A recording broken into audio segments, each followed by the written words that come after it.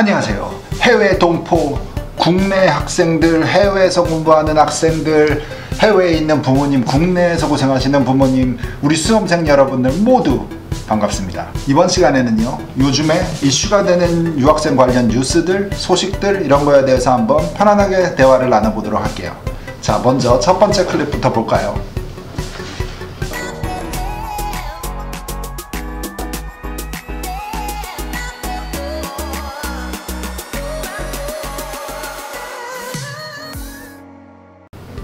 자, 첫 번째는 하버드 대학이 아시아계 지원자를 차별했다는 내용이다. 한번 볼게요. 자, 학생단체에서 16만 명이 자료 분석해 소송을 제기했다. 입학 기회가 줄어들어 학교 측에 차별은 없다는 주장이고 아시아계 입학 비중이 증가하는 추세. 자, 이게 뭐냐면 그 미국에서 다른 클립에서 제가 얘기를 했었는데, 자, 위에 링크에다가 제가 이에 관련된 녹화된 비디오를 보여드릴게요.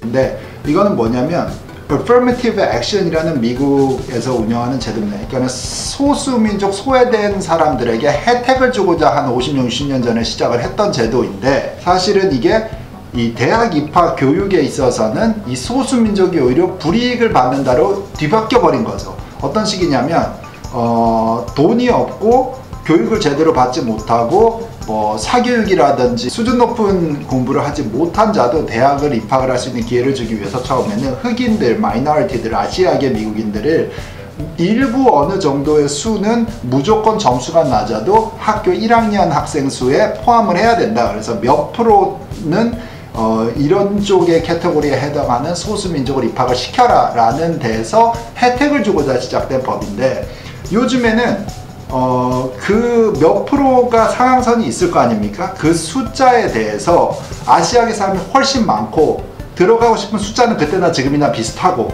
그리고 더 훨씬 많은 사람들이 지원을 하고 이 아시아계 사람들이 훨씬 점수가 높다는 겁니다. 훨씬 더 GPA도 높고 테스트 스코어도 높고 뭐 클럽 활동도 더 많이 하는 데에 비해서 들어가기는 더 어려워지니까, 만약에 이 Affirmative Action Policy를 풀어버리면 다 그냥 백인이고 흑인이고 미국 사람이고 외국 사람이고 다 똑같이 만약에 지원을 하게끔 해주면, 그러면은 아시아계 사람들이 훨씬 많이 들어갔을 수가 있다라는 주장들입니다. 그래서 내가 평등하게 평가를 받았으면 입학이 됐을 거를 불이익을 당했다라고 해서 하버드 측에서 이게 주장이 나와서 요즘에 소송 중입니다. 이거는 미국에서 좀 핫한 뉴스인 거고요. 자, 아까 그 기사와 연관된 기사 하나를 더 읽어보면요, 아이빌리그 학생들 동문 자녀 특례 입학을 폐지를 촉구한다 이렇게 써 있는데, 이게 무슨 내용이냐면 레거시 어드미션 제도에 대한 이제 반발이 일어나고 있기 시작을 한다는 얘기입니다. 왜냐면 미국에서는 상당히 이게 이슈가 되고 있는 게 사실입니다. 왜냐면 레거시들은 솔직히 예를 들어 뭐 A 대학교면 이 대학교에 아빠 엄마가 나왔으면 그 자녀들은 특혜를 준다. 그래서 아예 심사처가 따로 있습니다. 우리 외국인 학생들은 인터내셔널 그 원서를 읽는 인터내셔널 어드미션 사람이 지정이 돼 있고, 미국 사람들은 미국 지역별로 검수하는 그 팀들이 지정이 돼 있는데, 거기에 아예 별개로 레거시는 레거시 어드미션 팀이 따로 있습니다. 이 사람들은 동문회의 자녀분들의 이 지원을 했을 경우에 서류만 읽는데, 여기는 상당히 그 기준치가 후하고 낮고 입학률이 높다 이렇게 되어 있는 게 사실입니다. 특히 기부를 많이 한 집안 자녀일수록 그 혜택이 훨씬 더 파워풀해지는데, 동문은 어디까지 가느냐면 대학원을 나온 사람, 그 할아버지까지도 할머니까지도 영향을 미치고, 솔직히 말하면 이 동문의 레거시의 효과에 가장 큰 효과를 가지는 영향 요소는 기부금입니다. 그러니 부자 집안이 내가 하버드를 나왔기 때문에 우리 애도 하버드를 보내는 게 훨씬 쉬워진다는 거죠.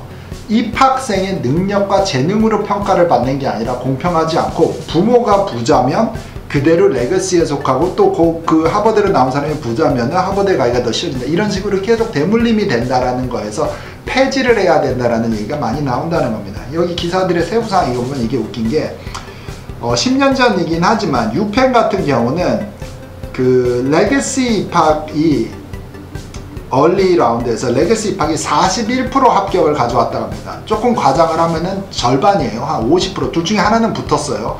그런데 그 해에 레귤러 입학, 보통 그냥 입학생들의 평균은 29%였다는 겁니다. 합격률이.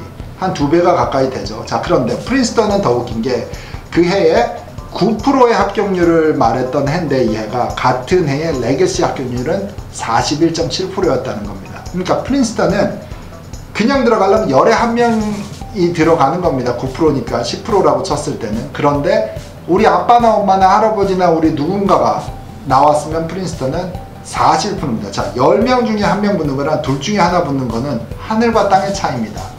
그러고 레거시 중에서도 기부금이 높은. 근데 이 대학들은 반발이 있는 게 뭐냐면 이 대학들이 돈 후원금들을 받아서 기부금들을 받아서 좋은 프로그램을 운영하고 또 이런 뭐 건물도 세우고 좋은 교수님도 초빙을 해서 연구를 실제로 출발을 시키고 이렇게 해서 또 좋은 양질의 교육을 하려면 학비만으로는 운영이 힘들다는 거는 다 아는 사실입니다. 그래서 학생들의 학비만을 가지고 또 장학금도 줘야 되는데 누구들한테는 불우한 이웃들 이렇게 소외된 계층들한테도 또 지원을 해줘야 되는데 대학들도 그것만으로 운영이 어렵다. 그래서 기부금에 의존을 할 수밖에 없는데 문제는 기부금이 이 대학들에 필요한 금액보다 훨씬 많이 들어온다는 겁니다.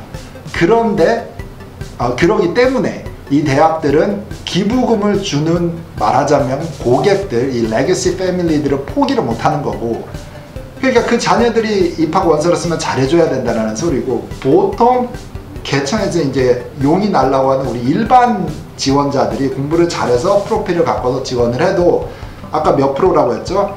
뭐 9%의 입학률 대 41.7%의 입학률. 이거는 불공평하다 해서 이걸 폐지를 해야 된다라고 미국에서는 이제 슬슬 끌어올라오고 있습니다. 그래서 아까 affirmative action 나온 하버드에서부터 이제 사람들이 그 변화를, 근데 하버드가 만약에 여기서 재판에서 지고 바꿔야 된다, affirmative action을 이제 깨야 된다고 해서 UC 학교들처럼 affirmative action이 없어지면 상당히 더 많은 아시아계 학생들이 이런 명문대학교에 입학할 수 있는 길이 열릴 수는 있다 라는 겁니다. 여기서도 말하는 이 레거시 그 어드미션은 사실 미국의 백인 부자들이 이 아이빌리그 하버드 이런 데를 갔는데 처음에 예전에 몇백 년 전에 하버드 한 300년 넘었으니까요. 근데 유태인들이 미국 땅에 와서 공부를 너무 잘하고 똑똑하니까 이대로 가다가는 미국 우리 백인들이 유태인들한테 다 뺏기겠다, 좋은 학벌들을. 그래서 더 똑똑한 유태인들이 이거를 다시 이 나라를 뺏길 수도 있겠다 해서 겁나서 만들었던 제도라고 주장하는 사람들이 있습니다. 그래서 계속 그 전통대로 일부 퍼센타지, 예를 들어 아이빌리그는 10%에서 30% 정도를 동문 자녀들을 뽑는다고 하니까 이 전통을 유지를 해라라고 법을 만들었는데, 사실은 이제 요즘 세상에서 300년 전에는 그랬는지 모르겠지만 하버드가 처음 생겼을 시대에는, 요즘 시대에 와서는 이건 솔직히 말하면 엄밀히 일부 인종차별에 대한 대학교들에서 이 명문대학교를 가지는 인종을 차별하지 말라라고 가르치는 이 철학과 상당히 상반되는 내용일 수도 있다라는 걸로 이제는 이런 운동들이 슬슬 이제 일어나는 거가 되겠습니다. 상당히 인트레스팅한 기사네요. 자, 그 다음에 한번 볼까요? 졸업생 연봉이 가장 높은 미국의 대학은 우리가 알고 있는 그런 유명한 대학이 아닌가 보죠. 뉴스 기사를 한번 읽어보면 미국 명문대 하면 떠오르는 대학들이 있다. 하버드, 프린스턴, 예일을 비롯한 아이빌리그는 물론 MIT, 스탠퍼드, 칼텍 같은 유명한 대학들이 연상되는데, CNBC에서 이 조사를 한 결과에 연봉이 가장 높은 대학은 초반에 대학교를 졸업하자마자 5년 안에서 중기, 경력 10년 이상의 사람들의 대학을 뽑았다는 건데, 자료를 뽑아보니 전체 2646개의 대학교 중에 캘리포니아에 있는 하비머드 칼리지가 1등을 했다는 겁니다. 한번 볼게요. 얼마를 버는지.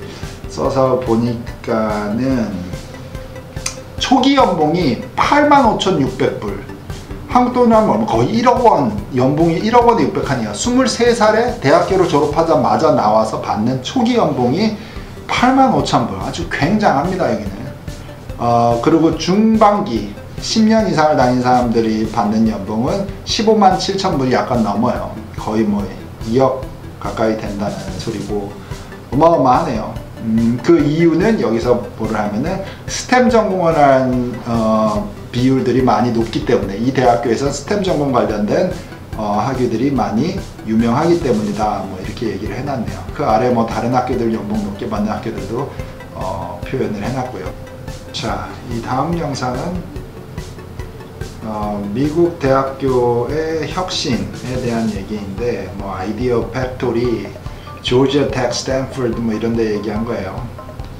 쭉 내려보니까 제가 이거 읽어보다가 눈에 띄는 거는 미국 대학은 4차 산업혁명의 전진기지다. 온갖 아이디어가 용광로라는 의미에서 나왔다. 쭉 내려가다가 스탠포드의 상점의 D스쿨은 이 D스쿨 공간이라는 이 연구소 공간에 칸막이 천장에 달려 있어서 칸막이로만 나눠져 있고 올라갔다 내려갔다 하면서 방이 됐다가 뭐 큰 오디토리움이 됐다가 하는 뭐 상태다. 뭐 오로지 아이디어를 표현할 펜과 3D 프린터 각각 공구들 뿐이다. 이렇게 얘기했고 조지아텍이 요즘에 또 핫한데 조지아텍은 3,000제곱미터 규모의 인벤션 스튜디오를 갖춰놨다. 이래요. 3,000제곱미터면 우리나라가 보통 30평대 아파트가 한 110제곱미터를 한다고 하니까 이 정도면 한 900평 정도에 맞먹는 공간이라고 보면 됩니다. 메탈샵, 우드룸, 3D 프린팅 등 7개 공간으로 나눠져 있고 아이디어를 현실로 만들 수 있는 데 쓰는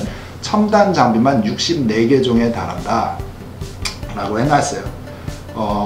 MIT에도 팹랩도 D스쿨과 비슷하다. 스탠포드의 D스쿨과 비슷하다고 했고 근데 이게 미국 대학들은 이렇게 돈을 씁니다. 실제로 학부생들이 이게 대학원에서 뭐 돈 쓰는 연구를 하는 사람만 쓰는 게 아니라 1학년생, 2학년생 대학교 학부생들도 뭐 20살, 21살짜리도 이런 데서 공부하고 뭐 이제 금융 관련된 전공을 하는 자들도 뭐 이런 이제 실제로 주식 거래를 하고 이러는 그 트레이딩 룸을 가상현실 룸을 만들어서 거기서 공부를 하고 수업을 듣고 프로젝트를 하고 프레젠테이션을 하고 하는 걸 보면 그냥 입이 쩍 벌어집니다.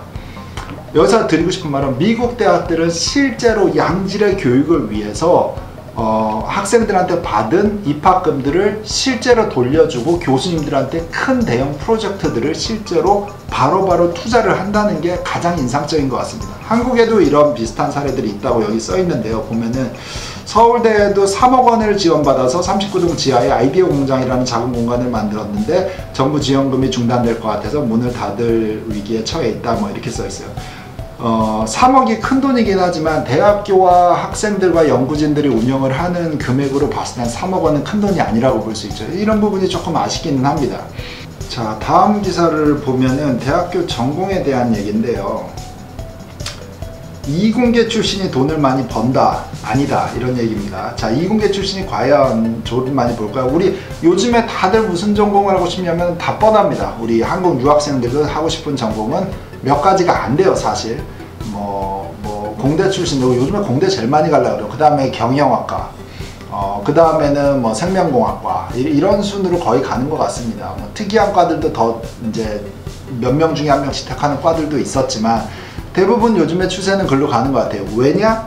그게 졸업하고 나서 평균 연봉이 높다고들 하니까 뭐 이런 식인데 과연 그게 맞는지를 연구를 한 템플대 경제학과 교수가 연구한 내용인데요. 들어보면은 이 말은 맞는 것 같습니다. 학생들과 학부모님들은 어떤 전공이 가장 많은 돈을 버는지를 너무 잘 안다.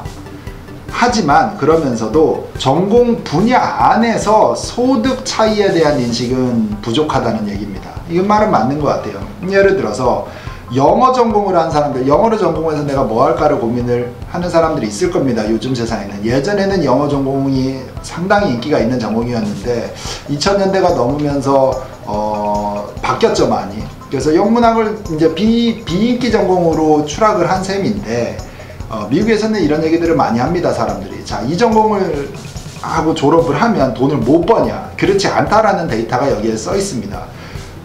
경영대를 전공한 사람의 소득의 평균보다 영문과를 전공한 사람들 중에 상위 25%는 이들과 맞먹는 돈을 번다는 겁니다. 영문과의 상위 25%는 경영과를 나온 사람들의 중간 정도 이상에 해당하는 60% 정도에 미치는 구간의 사람들과 버는 평생 동안 일을 하면서 버는 돈이 비슷하다라는 결과고, 심리학, 예를 들어 영어 전공자들의 상위 20%는 276만 달러, 심리학 전공은 275만 달러, 역사학 전공도 264만 달러. 근데 경영대의 평균은 286만 달러니까 280, 270, 260 평생 버는 돈이 이니까는 비슷한 수준이다라는 통계가 있다는 말이고, 더 중요한 건 여기 나오는 말인데, 실제로 대학교 전공을 한 사람들이 졸업을 하고 그걸 직장군으로 평생 일을 하면서 쭉 연결을 해서 같은 계통에서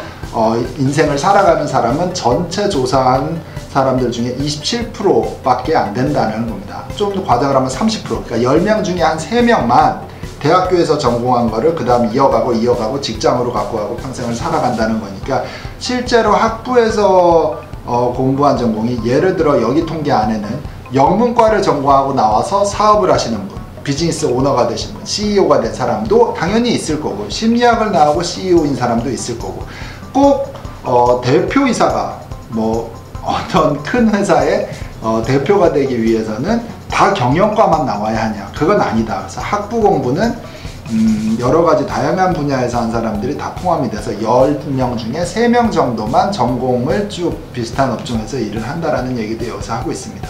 자, 다음 기사를 보면 자녀 대학 결정 어디까지 관여할 것인가에 관한 얘기입니다. 엄마 아빠들이 어느 정도까지 관여를 해야지 아이 교육에 도움이 되는가, 너무 심한 커트라인, 그 경계선은 어디까지인가에 대한 얘기인데, 조금 공감되는 부분들이 있어서 한번 읽어드릴게요.